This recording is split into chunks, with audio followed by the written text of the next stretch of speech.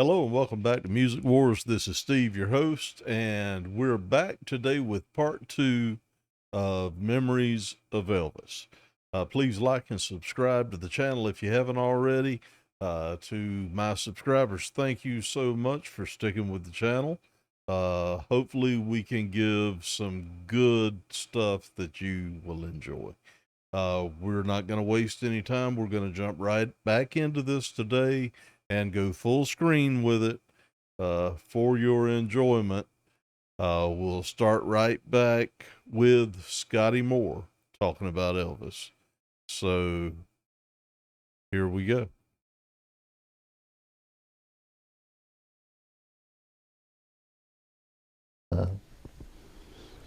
He just wouldn't put his foot down on management. Say, I will not do this. Give me something. He did have a chance at, what was the movie? Star is Born. Yeah, they had that in mind for him. And then Parker would let him do it. He always thought he was fat. He hated the word fat worse than anything, and he wasn't. I mean, we'd go to those rushes of the movies where he appeared, one or two he appeared in with a bathing suit on, and he said, get that fat so and so off the screen. We'd say, Elvis, man, you're not fat. Yeah, I'm fat too. Anyway, King Creole, we were out there 5 or 6 weeks to do our part in King Creole, and if you see it, bat your eye. No, we read it quite a bit, but. And it was a joy to be on the movie set with him. Of course, we did all the soundtracks for him, and we came up with Teddy Bear. Elvis didn't particularly like the songs. As a matter of fact, I've got to tell you this story. He didn't like Teddy. Everything today that you see that's connected with Elvis have got a teddy bear. After that movie came out, Loving You, which that song was in, came out, we went down to Memphis. We'd always go down right after the Christmas holidays to take his Christmas gift and his birthday, because his birthday is January the 8th. We'd take his Christmas gift and his birthday gift together. We were so shocked. We went down there that year after that movie came out, and the dining room was lined. There must have been 1,000 teddy bears in his dining room. And he said, man, all these damn teddy bears, what am I going to do with them? Why these people send me? He didn't even like teddy bears, and they still have teddy bears connected with Elvis Presley when he didn't like stuffed teddy bears. and they would have to call a truck. They called the children's homes, Goodwill, whatever, and to have them haul them off. A lot of the movies don't have good songs in them. Every now and then there's a good song, but most of the movies don't have good songs in them. And he would say to us, what in the world can you do with a piece of junk like this? And we'd always say, as I said earlier, if we've got to do it, we've got to do it, so we'll come up with something. So after we had done that on one song, Elvis came over and sat down, and we were all sitting down talking, as we did on a lot of sessions. And he said, let's face it, if there just hadn't been a Jordanaires, I guess it just wouldn't have been a me. And we all looked with shock. Now, if I didn't have this in print before he passed away, people would think I was lying. But he said, no, he said, I'm serious. Because we all said, what? Are you kidding? He said, no, I'm very serious, guys. You guys took an interest in me when I wasn't interested in doing the songs. You took an interest in me when I didn't think I could do it. You helped me on the TV shows that I had to do. Everything that I've ever done, you guys have always encouraged me to do it and to do my best, and that's what I've always tried to do. So let's just lay the cards on the table. He said, I got to tell you, if it just hadn't been a Jordanaires, it might not have been a me. And I'll never forget that. I'll always treasure the fact that he said that to us.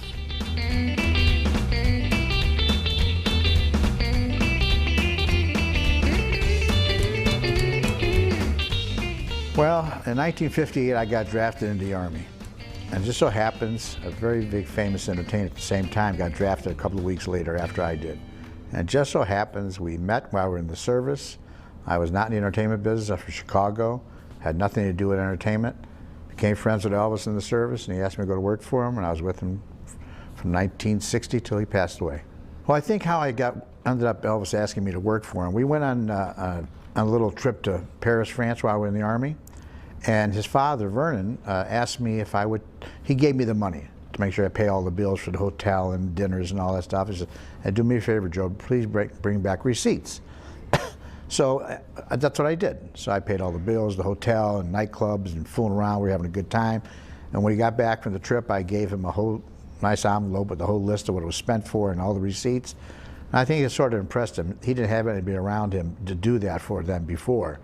So I think that's what they needed, somebody like me around. And I guess Elvis decided that that he wanted to come with him. And I became his right-hand man, basically. And I took care of all of his personal business, everything, telling people where to be, what time they had to be, where, and all that stuff. And I was basically, they used to call me the foreman of the group, and that was my title. He was concerned about being forgotten while he was gone, and Colonel told him not to worry about it. They still had some stuff in the can they could release. And then he went into the Army, and the Army really got ticked at him because they wanted him to go into Special Forces and do music, and he said, no, I really would rather, I want to just be like everybody else. Well, they didn't like that. He came home for his mom's funeral, and of course that disturbed him. He got a furlough to come home to his mother's funeral. Then he went back to the Army, of course, and then he finished his 2 years and got out. He was so nervous about going out in public again. He felt like they'd forgotten him. Parker arranged the Frank Sinatra show at the Fontainebleau Hotel in Miami. And when we got to Miami, I think he was pretty well convinced that they hadn't forgotten him, you know? And so we did a couple of, I think I got stung or something like that on the thing. It was teeny bopper stuff. And he and Sinatra did the thing, and he was right back up there again. No problem. Sinatra really didn't want to do that show with Elvis.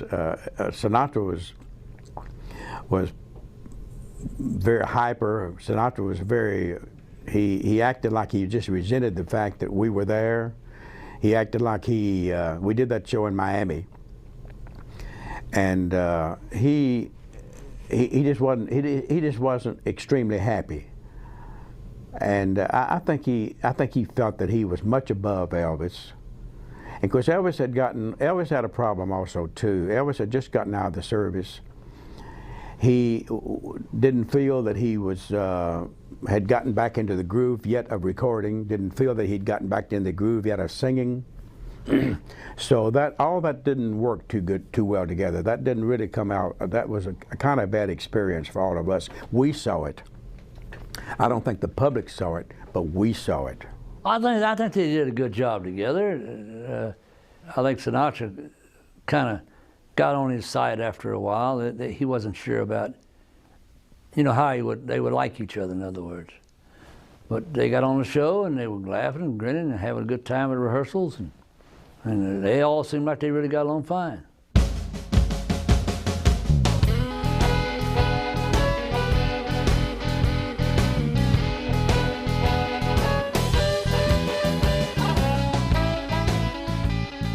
Well, in 1969, Colonel Parker signed a deal here in Las Vegas with Kirk Kerkorian for the International Hotel.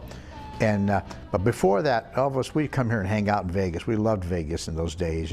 We'd come here for a week and stay for 4 weeks. We'd go see all the big stars in town, all the shows, and just hung out. It was great. So Colonel apparently cut Elvis a deal at the International Hotel for him to play there for 5 years, twice a year, and one in January, one in August, 28 days. 2 shows a night straight. No days off, not like today where, you do 1 show a day and you're off for 3 days. 28 days straight, that 56 shows.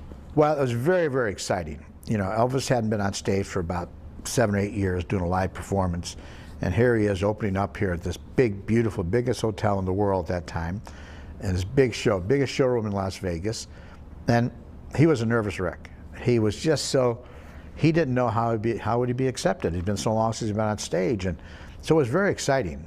But Elvis was very, very nervous about it. And opening night, all these big stars were there, and Colonel Parker invited a lot of his friends from all over the world to come for the opening night. And Elvis he didn't know how he was going to be accepted. But it was so exciting for all of us. We were all nervous just as much as he was. He made us nervous. And then what happens? He walks on that stage. and a standing ovation for about 5-10 minutes. They went crazy, and he came out there and he got wound up, and forget it. It was the best show. Unbelievable. People stood up after every song, and it was a whole new start again for Elvis again.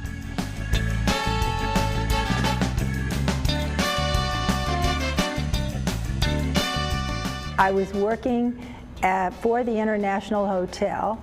Kirk Kerkorian had his staff working out of the Flamingo, so that when the International Hotel opened, we would all be familiar with one another and we'd be a good functioning group. There was a meeting with the president of the hotel and Colonel Tom Parker, and my boss was invited and I was asked to accompany him. It was a luncheon meeting, and I knew there was a definite pecking order, and I didn't want to sit in the wrong place, so I waited until everyone was seated at the luncheon. The only vacant seat was next to Colonel Tom Parker. When I was first told Elvis Presley is going to appear at the International, I was horrified. Even though I found Elvis very interesting in the 50s and in the 60s, I thought, but why him? Because immediately I remembered all the things that had been said about him. Well, I became a real Elvis fan when he sang the first note. In 1971, I was hired by RCA Records, and they needed a secretary who could travel. And I was chosen as the lucky person. But I'd known, Colonel, since working at the International Hotel. I was a secretary to the president there. And I was single, free to travel, and it was the opportunity of a lifetime. It was incredible. My friend Larry Mahobrak had been doing some film work through the years, subbing for Floyd Kramer in some of Elvis's movies out west. And so we were both contemplating moving to the West Coast. And one day he said to me, they've contacted me to do this comeback thing. They're opening this new hotel out there. And it'd be a great, it was the International Hotel. It'd be a great opportunity to be seen by everyone in the business, because everybody is going to be coming. So I said, well, yeah. He said, so if you want me to put your name in the hat, I will. I'm going to start auditioning musicians real soon. They're going to give me a call. So one Friday evening, I got a call from my friend Larry and said, we've been auditioning drummers for 2 or 3 weeks, and we've tried everybody in town, and we got one guy coming tomorrow night, and they asked me if I knew anybody. So when they finally asked me, I told them about you. So can you come tomorrow? So I slept my drums, get them in a taxi cab, fly them into LA, and take them to the studio where they're rehearsing, and we start playing a couple of songs. And immediately he and I had this great rapport visually through eyes, watching each other. And the long and short of it is that I think that's what made the difference in him choosing me over the other guy at that particular time, was because, well, that's what he told me anyways, because he says, you watched everything I did.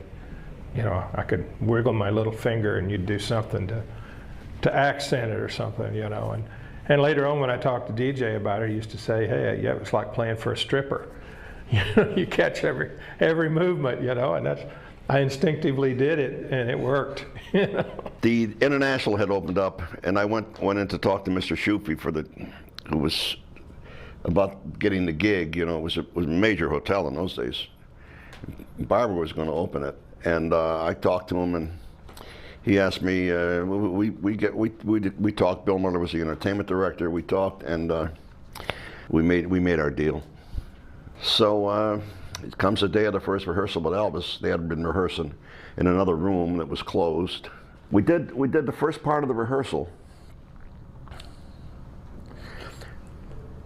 and on the first break, Joe Esposito combines us.